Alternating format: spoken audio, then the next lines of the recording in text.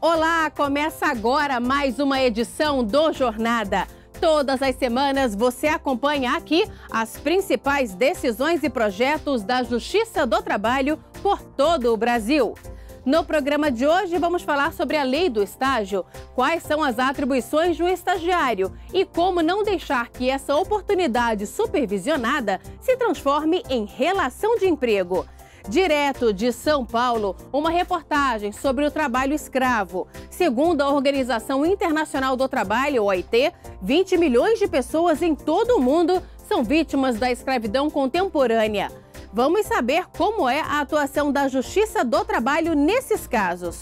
No quadro Direitos e Deveres, as dúvidas trabalhistas do pintor e do dono da loja de tintas vão ser respondidas por uma juíza de Porto Velho, em Rondônia.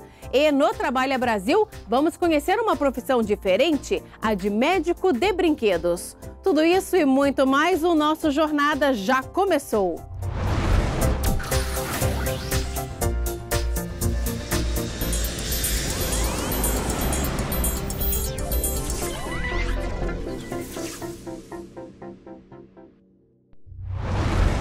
O estágio supervisionado é um importante passo para que o estudante conheça melhor a carreira que pretende seguir. É uma oportunidade de obter conhecimentos práticos e teóricos que vão ser essenciais na hora de buscar uma vaga no mercado de trabalho. Mas é bom frisar que, de acordo com a lei, o estágio é uma atividade educativa e não um trabalho. Ou seja, um estudante não pode assumir funções de um profissional seletista. E esse é o tema da nossa reportagem especial de hoje. Além de mostrar o que um estudante precisa fazer para conseguir uma vaga de estágio, vamos explicar como não deixar que essa oportunidade supervisionada se transforme em relação de emprego. Veja só. Ana Caroline é estagiária de uma empresa que administra cartões em Brasília. Estudante de administração, passou por um processo seletivo para conquistar a vaga e logo no primeiro dia já aprendeu quais eram os direitos dela. No primeiro dia de estágio, eu vim e recebi um treinamento onde eles me apresentam todos os benefícios que eu posso usufruir da empresa. Eles me apresentam todos os meus direitos, o que eu devo ou não fazer aqui dentro. E assim, realmente eles não pecam nessa parte dos meus direitos e das minhas obrigações. O Jonathan também é estagiário na mesma empresa, só que na área de tecnologia da informação. Ele já estagia aqui há mais de 1 ano e meio e vê o estágio como uma oportunidade de aprender na prática o que estuda na faculdade. O que a gente aprende aqui é um conhecimento muito rico. Então, caso a gente vá efetivar dentro da empresa, a gente consegue tratar as questões tranquilamente. Então, a nossa experiência é um referencial muito bom para a gente poder entrar em outras empresas também. Os estudantes e outros 50 estagiários da empresa são supervisionados por empregados do quadro da instituição, um para cada área.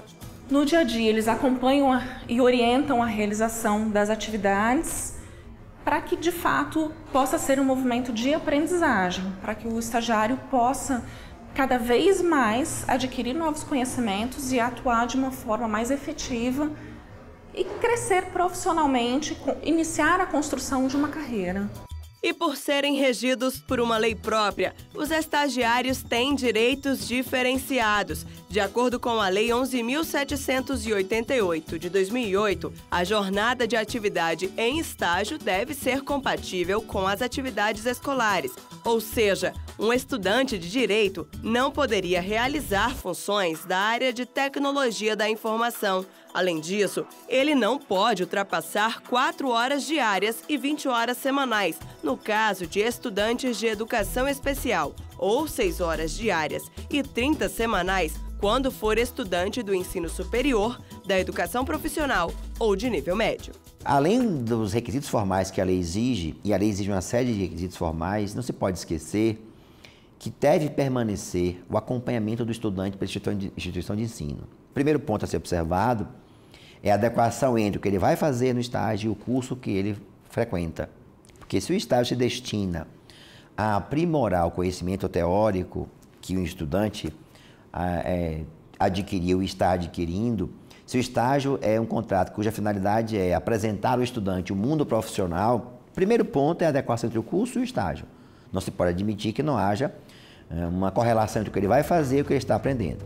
Eles também devem ter um período de recesso remunerado de 30 dias após um ano na empresa. Além disso, o estagiário deve receber bolsa ou outra forma de contraprestação que venha a ser acordada, sendo compulsória a concessão, bem como o pagamento de auxílio-transporte, quando o estágio não for obrigatório. Para se dar mais garantia no cumprimento do contrato de estágio, a lei ainda prevê que as instituições de ensino, estudantes e empresas possam recorrer a serviços de agentes de integração públicos e privados para identificarem as oportunidades de estágio, cadastrar estudantes e acompanhar a parte administrativa. Nós sempre recomendamos a presença de um agente de integração, que tem mais expertise, mais experiência em lidar com a política de estágio. Então, na medida em que a empresa contratou como estagiário, o documento que caracteriza essa relação é o termo de compromisso de estágio e o plano de estágio. Ali tem que estar disciplinado quais serão as atividades que esse estudante vai desenvolver. Essas atividades têm que ser compatíveis com o curso dele. E aí há um acompanhamento sistemático, tanto da concedente, através da supervisão de estágio, que seria o gestor que vai ficar com ele diretamente, assim como do agente de integração, através dos relatórios de atividades que a legislação estabeleceu. O estágio não cria vínculo empregatício de qualquer natureza, a não ser em caso de descumprimento da lei. E como muitas vezes os estagiários realizam atividades semelhantes daquelas exercidas pelos empregados contratados, é preciso muito cuidado para que não haja desvio de função. Os estudantes não podem, por exemplo, servir café ou água, realizar serviços sem supervisão ou estagiar mais do que o horário previsto em lei. Se o estagiário perceber que está exercendo uma atividade sem supervisão ou diferente daquela que aprende na instituição de ensino, ele deve comunicar o fato à empresa ou aos agentes de integração. A nossa recomendação é que ele já procure o RH da empresa, porque as empresas que estruturam programas de estágio, que abrem oportunidades de estágio, têm sua estrutura de RH. E é nesse momento que ele já vai, olha, minhas atividades não estão compatíveis com o meu curso, não é isso que eu estou vendo na faculdade. Mas, além disso, ele pode sim procurar o agente de integração. No caso do CIE, nós temos vários canais de comunicação para que a gente identifique desvirtuamento. Então, qual é o nosso papel? Nos deparamos com a situação que desvirtuou a política de estágio, nós vamos procurar a instituição, a empresa, para que ela faça uma correção, sob pena dela ter problemas de ordem trabalhista. Mas, se mesmo assim o desvio de função permanecer, ele pode entrar com ação na Justiça do Trabalho. O Alexandre teve o vínculo de emprego reconhecido com uma instituição financeira no período em que estagiou. Segundo o profissional, ele realizava as mesmas atividades que os empregados contratados, como cobranças e transportes de valores. E segundo o estudante, estagiava até 10 horas por dia. A carga horária era comum aos demais funcionários, né? Então, era chegar... Tinha momentos que a gente chegava às 7 da manhã e saía... Não tinha horário para sair, melhor falar assim, né? Então, assim, geralmente era 8, 9 horas, 10 horas de trabalho por dia, né? Dependendo da quantidade de trabalho que a gente precisava entregar naquele dia, no mês, a gente trabalhava, assim, sem carga horária, na verdade. Tinha hora para chegar, mas não tinha hora para sair. Na época, Alexandre afirmava que achava estranha a carga horária, mas como precisava do estágio, preferiu não dizer nada.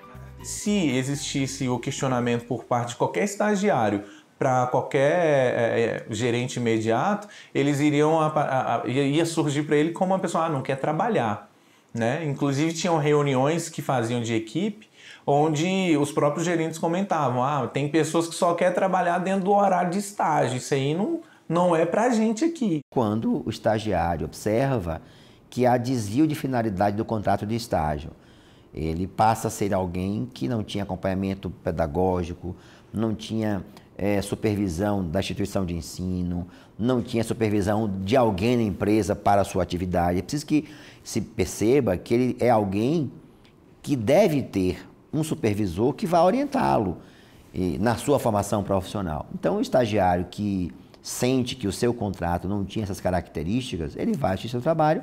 Evidentemente, se ficar comprovado que os requisitos formais, primeiro, e materiais, em segundo lugar, não eram observadas, ele pode vir, de fato, reconhecer a relação de emprego. Vamos conhecer algumas decisões da Justiça do Trabalho por todo o Brasil. Uma esteticista contratada em Sete Lagoas via Skype para trabalhar em um navio de bandeira panamenha conseguiu o reconhecimento de vínculo de emprego pela Justiça do Trabalho. Ao analisar os e-mails trocados entre a trabalhadora e a empresa Rosa dos Ventos, o TRT de Minas Gerais constatou que o processo seletivo ocorreu em território nacional, o que, no entendimento dos desembargadores, derruba a tese da empresa de cruzeiro de que a Justiça do Trabalho brasileira seria incompetente para julgar o processo. Além das verbas trabalhistas, ela vai receber R$5 mil relativos à indenização por danos morais por ter tido o passaporte marítimo retido pela empresa. Um agente comercial dos Correios, que foi feito refém em 2 assaltos na agência em que trabalhava, vai receber indenização por danos morais no valor de R$20 mil. A decisão é do TRT do Ceará, que manteve integralmente a sentença de primeiro grau. O tribunal considerou que a empresa não adotou as medidas necessárias para a devida segurança dos funcionários. Cabe recurso da decisão. O Tribunal Regional do Trabalho do Rio de Janeiro julgou improcedente o recurso de uma empregada doméstica que reivindicava reconhecimento de vínculo empregatício por figurarem, segundo a trabalhadora, elementos caracterizadores de contrato de trabalho. Ao analisar o processo, o colegiado concluiu que a empregada não comprovou a prestação dos serviços por mais de 3 vezes na semana. Daqui a pouco, direto de São Paulo, TRT condena a grife de roupas por manter trabalhadores em condições análogas às de escravos nas oficinas de produção. E ainda hoje, no quadro Direitos e Deveres, as dúvidas trabalhistas do pintor e do dono da loja de tintas são respondidas por uma juíza de Porto Velho, em Rondônia. Nós voltamos em instantes.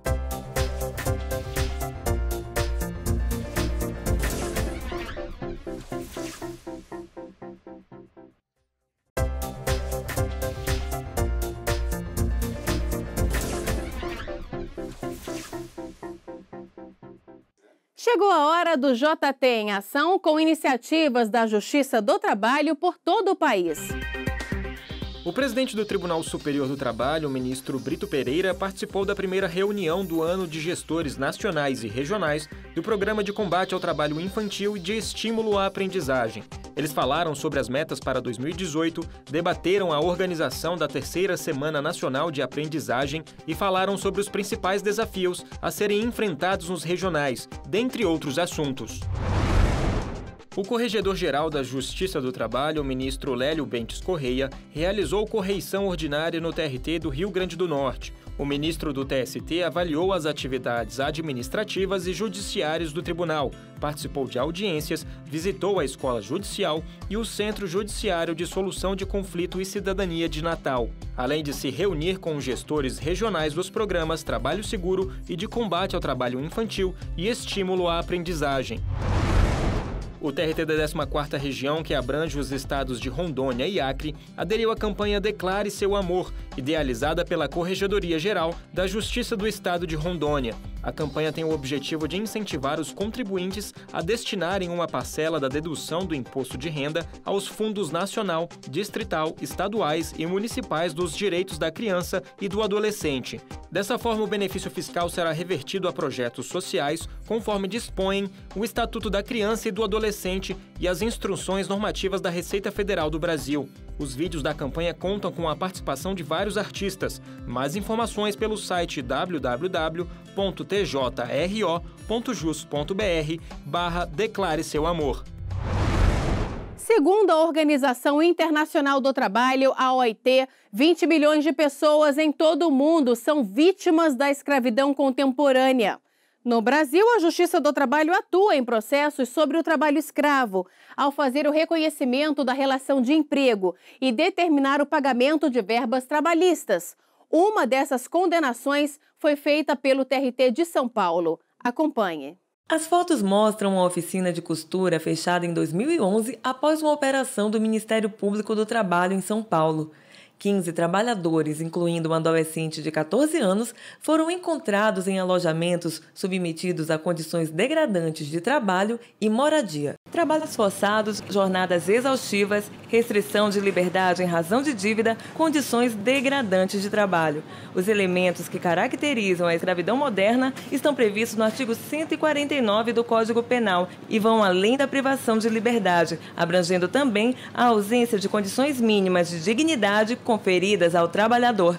E segundo a Organização Internacional do Trabalho, 20 milhões de pessoas em todo o mundo são vítimas da escravidão contemporânea. O trabalho forçado pode ser aquele em que você é ameaçado, ou você faz, ou eu vou voltar para a sua terra natal e vou fazer um mal para a sua família porque eu sei quem é, porque eu conheço, porque eu sei que você tem filho. O trabalhador podia até ter o direito de ir e vir, mas a liberdade fica cerceada. Então, essa coação, não só a física, não é só a existência de algemas, mas essas pressões psicológicas que são realizadas no trabalhador também podem chegar a configurar o trabalho em redução análoga de escravo. A política de erradicação do trabalho escravo no Brasil é referência em todo o mundo, mas em outubro de 2017, uma portaria do Ministério do Trabalho despertou a preocupação dos procuradores quanto ao enfrentamento do problema. A portaria do Ministério do Trabalho e Emprego foi uma portaria muito criticada, porque ela acaba por reduzir o tipo penal para as hipóteses em que há cerceamento da liberdade de locomoção do trabalhador. No Brasil, entre 2003 e 2017, foram resgatados mais de 43 mil trabalhadores em condições análogas a de escravos, 1.529 no estado de São Paulo e 525 na capital. O perfil predominante do trabalhador em situação de escravidão no município de São Paulo é de homens entre 18 e 24 anos, com escolaridade até o 5º ano incompleto, que trabalham como costureiros na confecção em série e que se enquadram como mestiços. Em novembro, a grife de roupas Amy Officer foi condenada em segunda instância pelo Tribunal Regional do Trabalho da 2ª Região por manter trabalhadores em condições análogas a de escravo em suas oficinas. A decisão incluiu pela primeira vez a aplicação da Lei Paulista de Combate à Escravidão, que prevê que empresas condenadas sejam banidas do Estado por até 10 anos. O interesse da lei, veja, não é sancionar a empresa, não é banir a empresa.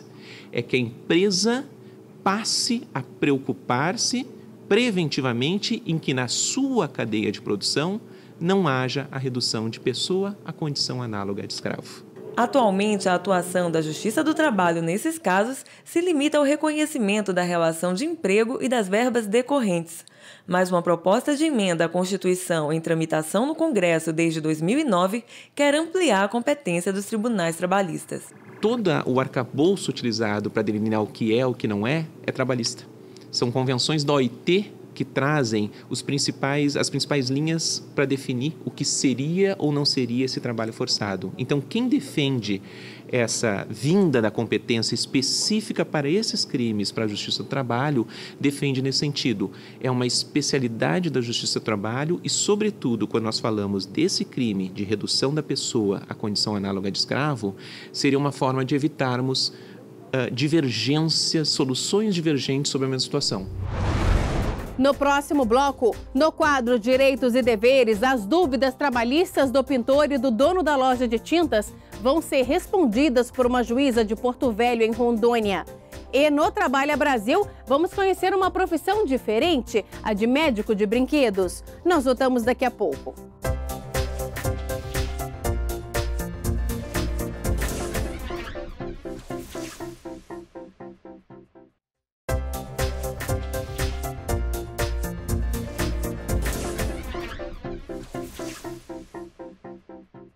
Se há um tema que sempre desperta o interesse de todo mundo, são os direitos e deveres de patrões e empregados.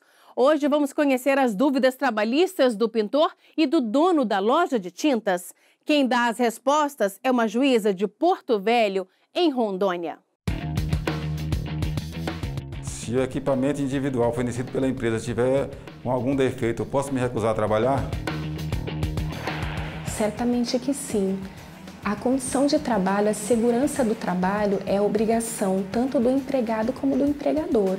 O empregador fornecendo equipamentos de proteção individuais adequados para o uso, bem como o empregado os utilizando. Inclusive, a recusa do empregado em utilizar os EPIs adequados pode até lhe acarretar uma justa causa.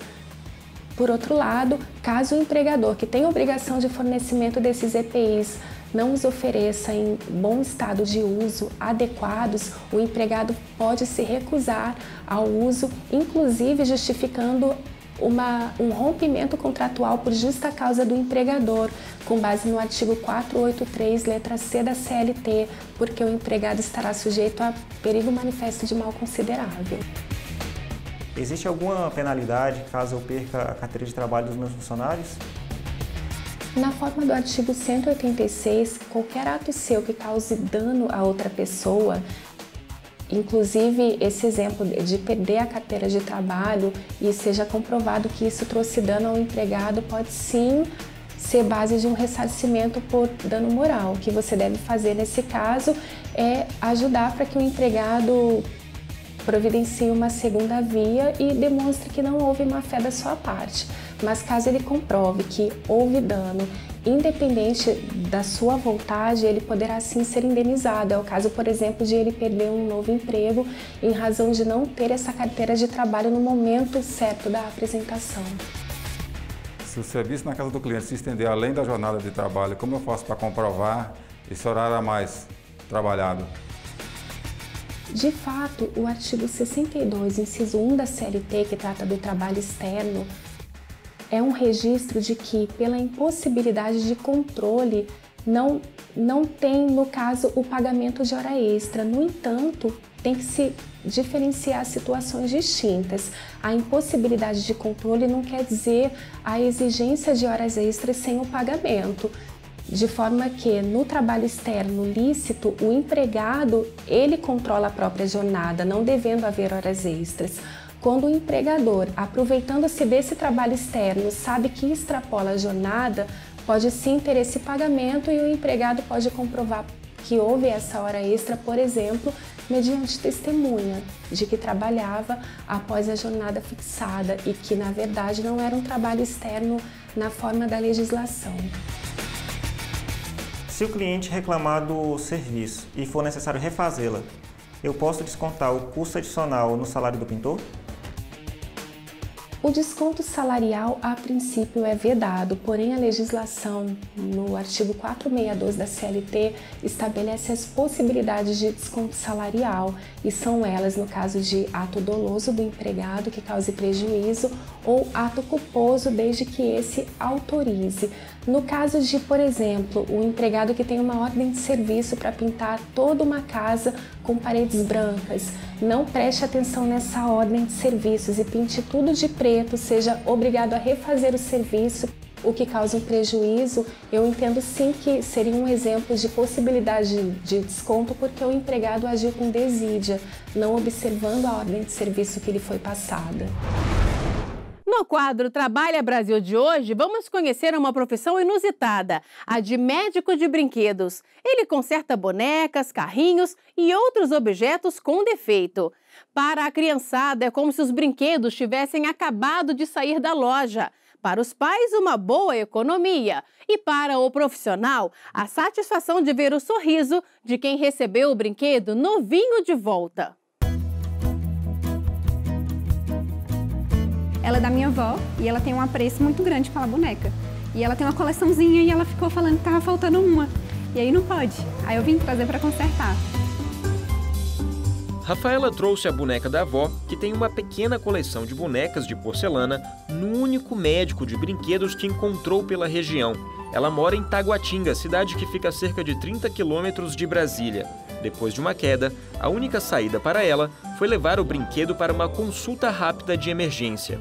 Super rápido, eu trouxe hoje e ele falou que no final da tarde ele consegue me entregar. Super recomendo. Ela ficou aliviada ao saber que a boneca da avó tem conserto e que existe alguém que trabalhe nesse ramo. Eu acho que é uma profissão bem interessante, né? Porque às vezes a gente tem algum brinquedo da nossa infância ou algum brinquedo que foi passando de gerações da família e tem um valor sentimental. E aí quando a gente perde, é bem chato, né? O doutor é o Isaías. Ele trabalha consertando brinquedos há mais de 20 anos. Toda essa paixão pelos objetos inanimados, que tanto divertem as crianças, começou com um convite para trabalhar em um hospital de brinquedos. Com o conhecimento que tem como técnico em eletrônica, ele foi aprendendo e hoje os consertos vão além das partes mais tecnológicas. Não só a parte eletrônica, né, mas uma perna que quebra, uma cabeça que é arrancada, né, conserta também. Agora, com um consultório próprio, ele calcula que atenda cerca de 100 pacientes por ano. Vem adulto com criança, na maioria das vezes. E assim, as crianças ficam curiosas para olhar, né? Cadê o médico, né? Cadê... E interessante que semana passada veio uma senhora aqui com a criança. E tinha soltado, os olhos não abria. Quando abaixava a cabeça, abria e fechava os olhos, né? Era uma boneca Baby Life. Aí eu falei, não, arrumo para a senhora, vai ficar direitinho. Não, posso esperar? Não, pode esperar. Era uma coisa que não era complicada de fazer. E foi engraçado que eu fui mostrar para ela ali, eu tirei a cabeça da boneca e falei, não, eu estou terminando aqui, eu já consertei, já está abrindo e fechando. Aí eu falei, não, mas eu não podia mostrar para ela que a boneca está sem cabeça, né? Ela começou a rir, né? Falou, não, mas é minha filha, né? Ela menininha falando, né? Não, mas vai ficar direitinho. Aí eu montei para ela, entreguei, ela gostou muito. Para ele, a alegria das crianças ao receberem os brinquedos novos de novo é o que o motiva. Satisfação pessoal quando você percebe que as crianças, né, com a relação com o brinquedo, então você não pensa em você, mas você pensa no que você pode fazer pelas crianças, né? E talvez isso que tenha me prendido nesse tempo todo consertando brinquedo. Porque nesse período todo, talvez eu não tenha, assim, tido bons salários, mas eu consegui também criar meus filhos, né, com as lojas de brinquedo, ter uma vida normal, uma vida decente. O que é uma vida normal? Você tem seu carro, sua casa, você mora normal. As consultas variam de R$20 a R$100, dependendo do tipo de serviço. Tudo é feito com o maior cuidado. É uma parte de artesanal, né, onde você tem que ter um jeito para fazer, porque são alguns detalhes que tem que ficar igual, né? E fazer do melhor possível para a pessoa não perceber que aquilo lá foi consertado, né? Para ficar perfeito. Ele tem orgulho da profissão. Fica um sentimento de tipo, é um dever cumprido, né? Que você veio igual cada um aqui na sociedade tem um papel, né? Eu acho que esse é o meu papel na sociedade. Esse é o meu ponto, do meu ponto de vista, consertar os brinquedos para as crianças.